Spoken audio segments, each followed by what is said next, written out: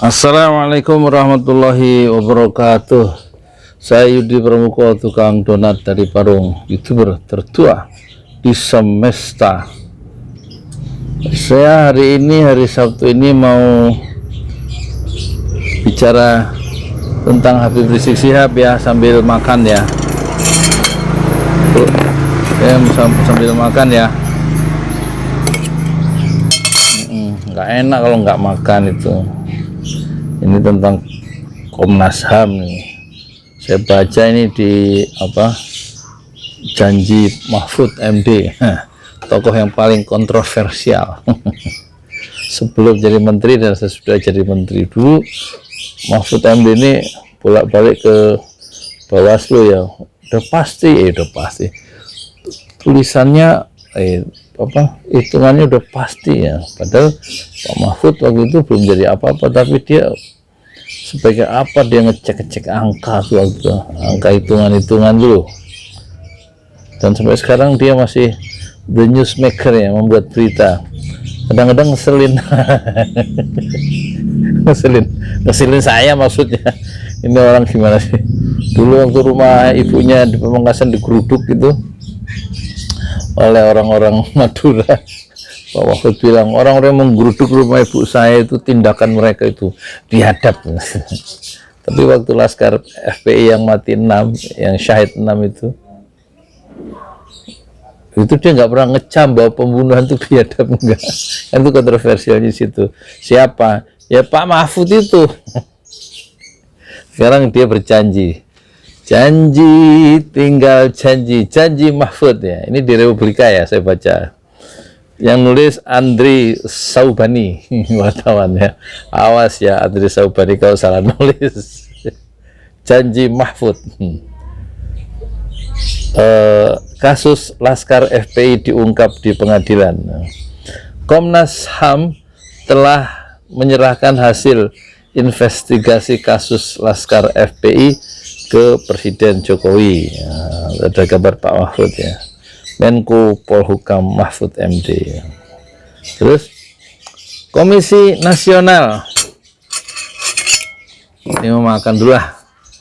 Komisi Nasional Hak Asasi Manusia dibilangin makan, ngomong jangan sambil makan, angel tenan sih katanya, ada komentar gitu ya. Ini saya makan nih sekalian.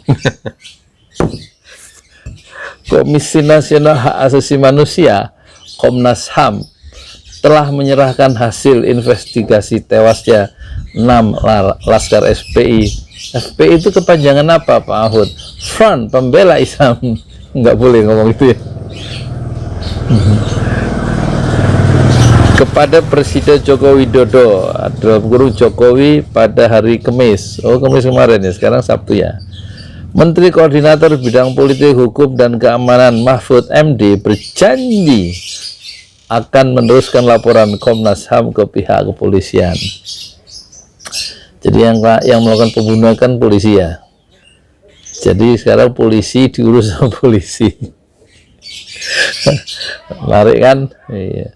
Polisi yang berbuat jahat diurus sama polisi. Nanti kita ungkap di pengadilan dan kita tidak akan menutup-nutupi, dan saya akan meneruskan ini ke kepolisian, ungkap Mahfud dalam konferensi pers di Menko Polhukam Jakarta Pusat Kamis. Mahfud mengatakan pada pertemuan antara Komnas HAM dan Presiden Jokowi dijelaskan rekomendasi Komnas HAM.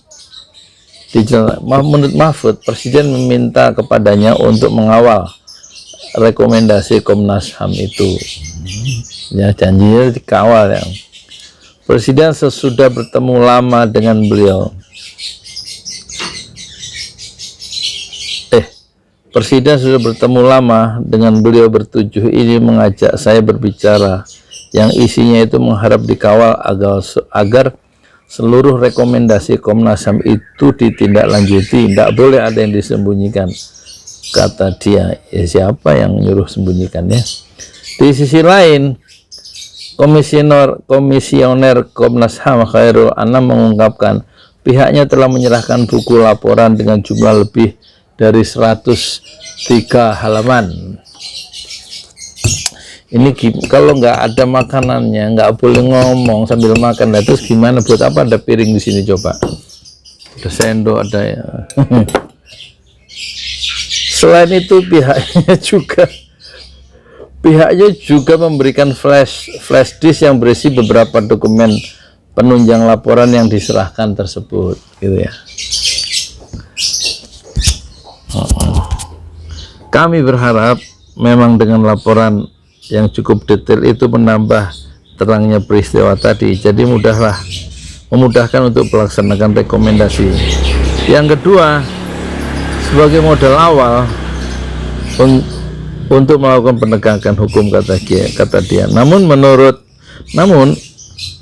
Ahmad menegaskan bahwa pihaknya tidak menemukan indikasi adanya pelanggaran HAM berat dalam kasus kematian 6 laskar FPI. Tapi kalau menurut Natalius Piquet itu pelanggaran HAM berat. Nah, apa sih yang maksudnya berat-berat itu? Orang mati kok. Susah bener sih pakai kata berat. Nyawa nggak bisa balik lagi, dibunuh kok masih berdebat soal pelanggaran HAM berat, pelanggaran HAM. Menurut dia pelanggaran HAM berat memiliki sejumlah indikator tertentu, diantaranya adanya desain operasi dan perintah yang terstruktur. Yalah, susah kalau udah ngomong aturan-aturan yang dibikin sendiri sama manusia, nyawa nggak begitu dihargai kan. Sebagaimana sinyalemen di luar banyak beredar, ini dikatakan atau diasumsikan sebagai pelanggaran HAM yang berat. Kami tidak menemukan indikasi ke arah itu, kata Ahmad. Dulu nyiram air keras ke Novel Baswedan tuh sampai matanya buta itu, terus dihukum cuma setahun ya. Ya hukum sih ditegakkan, tapi keadilan seperti benang basah, nggak tegak-tegak ya. Ahmad menjelaskan suatu peristiwa dapat disebut sebagai pelanggaran HAM berat harus memenuhi sejumlah indikator atau kriteria tertentu. Dia menjabarkan beberapa di antaranya, yakni terdapat suatu desain operasi, perintah yang terstruktur, terkomando, dan lainnya. Ini kayak dulu, kayak zaman polisi itu, zaman pilpres tuh, terstruktur, sistematis. Wah, siapa sih yang nyusun kriteria-kriteria gitu pakai terstruktur, tersistematis, yang dulu zaman pilpres tuh. Termasuk juga indikator repetisi pengulangan ya, pengulangan kejadian dan lain-lain itu tidak kita temukan, ungkap Ahmad yang turut ikut menyampaikan hasil laporan investigasi kejadian tersebut ke Presiden hari ini, hari Kamis ya. Karena itu Komnas HAM membuat kesimpulan bahwa terjadi pelanggaran HAM dalam kasus tewasnya 4 anggota Laskar FPI. Jadi yang 2 itu dianggap bukan pelanggaran HAM, meskipun nyawanya hilang. Hilangnya dibunuh, ditembak maksudnya. Tapi kalau kata mantan tentara siapa itu, bullshit, itu bohong. Namanya gampang tembak menembak, apalagi waktu malam. Dia aja sebagai tentara takut sama peluru, katanya. Dia nggak percaya. Siapa Pak Mayor siapa itu ya. Komnas HAM menyimpulkan adanya pelanggaran berat karena ada nyawa. Komnas HAM menyimpulkan adanya pelanggaran HAM berat karena ada nyawa yang dihilangkan pada kasus bentrok antara pengawal Habib Rizik Syihab itu dengan kepolisian. Ini nggak jelas soalnya.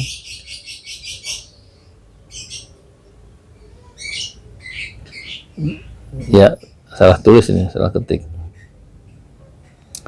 Nah, ini soal Raffi Ahmad nih. Soal Raffi Ahmad dan Ahok. Ini Ahok ngapain lagi dia muncul tiba-tiba ini? Saya klik ya. Ahok. Tanggal hari Jumat beritanya. Raffi Ahmad dan Ahok hadiri pesta pengacara Habib Rizik Syihab minta polisi adilnya. Ya, siap-siap kecewa lah ya.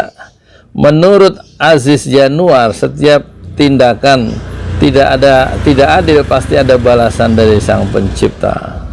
Redakturnya Erik, redaksinya Erik Purnama Putra. Rep itu apa ya? Redaktur pelaksananya. Redaktur pelaksana Zainur Mahsir Ramadan. Artis Raffi Ahmad dan Basuki Cahayapurnama alias Ahok ikut berpesta dalam Once. Iya, dia rapet, nggak pakai apa? Nggak pakai ini, nggak pakai masker. Republika.co.id, ya kan? Kuasa hukum pendiri Front Pembela Islam Habib Rizik Syihab HRS. Hanya Republika ya yang berani bilang HRS, ada Habib Rizik Syihab, yang lain tuh MRS atau RS Rizik Syihab. Aziz Yanuar meminta kepolisian dan penegak hukum berlaku adil dalam menyikapi pelanggaran protokol kesehatan prokes COVID-19. Menurut dia, kasus kerumunan HRS di Petamburan, Jakarta Pusat 14 Desember 2020 dan pesta yang diikuti artis Raffi Ahmad hingga Komisaris Utama Pertamina Basuki Cahayapurnama alias Ahok. Ahok ini ngapain sih, cari panggung aja. Mampang Perapatan, Jakarta Selatan, Rabu 13 Januari malam. WIB sama-sama tidak menegakkan protokol kesehatan. Menurut dia ini ya, menurut Aziz Yanuar, kalau aparat adil, kedua peristiwa itu tidak memiliki banyak perbedaan. Apa beda mereka dengan HRS di mata hukum, kata Aziz kepada Republika. Ya. Kamis, Aziz juga mempertanyakan pelaksanaan acara tersebut yang disebut diadakan di rumah Ricardo Gelael. Oh, Ricardo Gelael, anaknya Sen Gelael, pembalap ya. Ricardo Gelael yang pemilik apa, minimarket Gelael ya, yang dihadiri sejumlah artis dan selebgram. Itu aja ditangkepinnya semua. Hingga ex vokalis Dewa 19 jadikan tersangka tuh, tuan rumahnya siapa, pembawa acara siapa, saksi acaranya siapa, kayak yang di Petamburan tuh loh, maksudnya gitu kan. Elonda Mekel atau Once, menurut dia ada yang berkilah datang ke acara atas undangan dan mengklaim di dalam undangan menerapkan protokol kesehatan. Hal itu tetap salah. Aziz menuding pihak pelaksana acara tetap melanggar aturan yang berlaku di tengah penerapan pembatasan sosial berskala besar. Ya, ketat di Jakarta, apalagi pemerintah pusat mengeluarkan kebijakan pemberlakuan pembatasan kegiatan masyarakat PPKM di Jawa Bali mulai 11 hingga 12 hingga 14 Januari. Ya benar 2021. Nah, acaranya artis Raffi Ahmad di rumahnya Ricardo Gelael itu, dan juga di yang dihadiri oleh Ahok dan juga Once itu, mantan itu ya vokalis Dewa 19, itu acaranya tanggal 19, jadi sudah masuk aturan dari PPKM ya, yang berlaku. PPKM itu pemberlakuan pembatasan kegiatan masyarakat yang mulai antara 11 sampai 25 Januari. Iyalah, siapa sih yang bisa ini, polisi yang mengundang kena 160 pasal 160 KUHP kah, pasal yang digunakan polisi menjerat HRS, kata Aziz bertanya. Ya, ketika disinggung pernyataan kepolisian yang menyebut acara kumpul-kumpul tersebut dihadiri tidak lebih dari 30 orang, Aziz menyangkalnya. Menurut dia, tidak ada aturan tertulis dalam penegakan protokol kesehatan COVID-19 yang menyebut kerumunan tidak boleh lebih dari 30 orang. Pinter polisi, pinter ngeles. Terlebih mereka tidak hadir tanpa mengenakan masker. Ya, satu, nggak pakai masker, berdempetan atau tidak menjaga jarak, dan berpesta di ruang tertutup pada malam hari. Padahal aturan PSBB ketat melarang itu semua dan malah dilanggar. Pihaknya menegaskan penegakan hukum harus berlaku adil tanpa diskriminatif. tanpa diskriminatif. Aziz meminta agar pihak pelaksana dan tamu undangan tersebut dihukum serupa karena tindakan tersebut. Apakah berani polisi menghukum artis-artis itu? Apalagi Raffi Ahmad yang baru saja disuntik menyokong ini tuh kegiatan yang diadakan oleh pemerintah. Nggak beranilah polisi. Menurut Aziz Yanuar, setiap tindakan tidak adil pasti ada balasannya dari Sang Pencipta. Menurut dia, setiap tindakan tidak adil pasti ada balasan dari Sang Pencipta, baik di dunia maupun di akhirat. Tidak adil itu zalim, penegakan hukum diskriminatif itu zalim.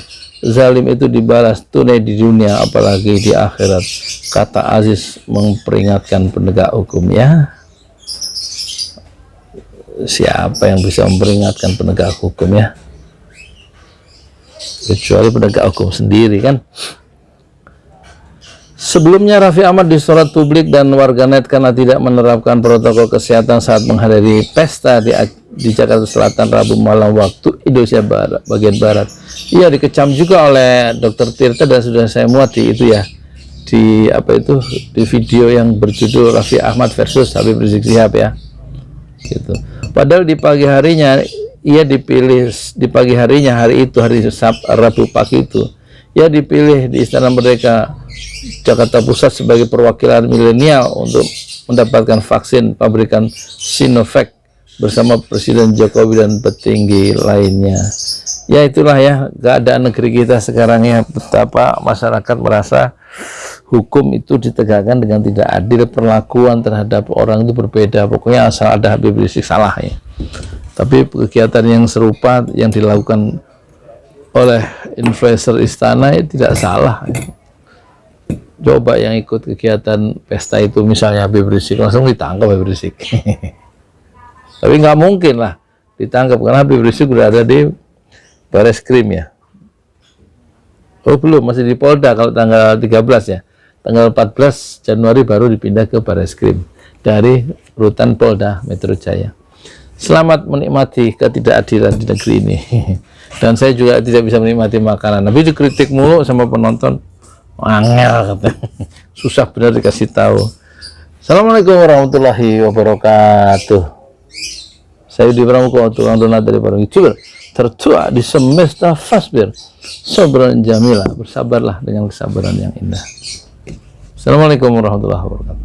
Oh ya, ini kaos Habib Rizik ada quotes-nya ya, baru jadi nih. Nah judulnya berjuang itu penuh fitnah, kokohkanlah hati agar tidak mudah patah dan agar tetap istiqomah fi sabilillah, kata Habib Rizik Syihab. Dan bisa Anda dapatkan ini di Tokopedia ya. Tokopedia, diklik aja. Oh ya, nanti linknya ada di deskripsi di bawah ya, linknya. 50.000 kan harganya 200.000, yang 75.000 untuk membangun masjid syuhada atau masjid 6 syuhada, yang 75.000 untuk ongkos produksi dan fee marketing, dan 50.000 untuk ongkos kirim ke seluruh Indonesia, average rata-rata. Terima kasih.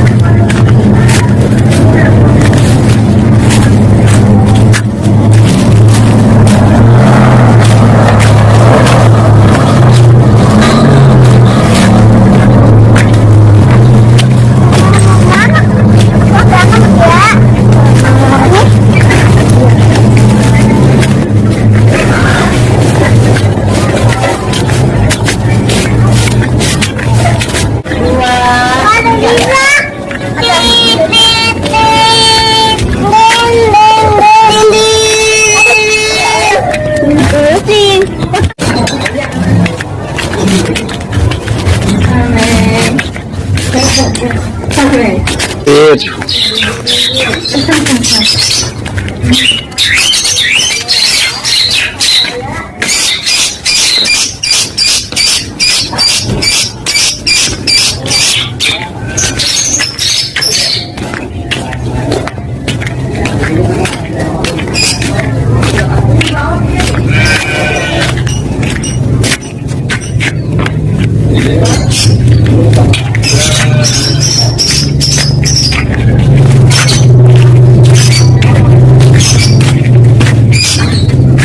Lihat tanah nih.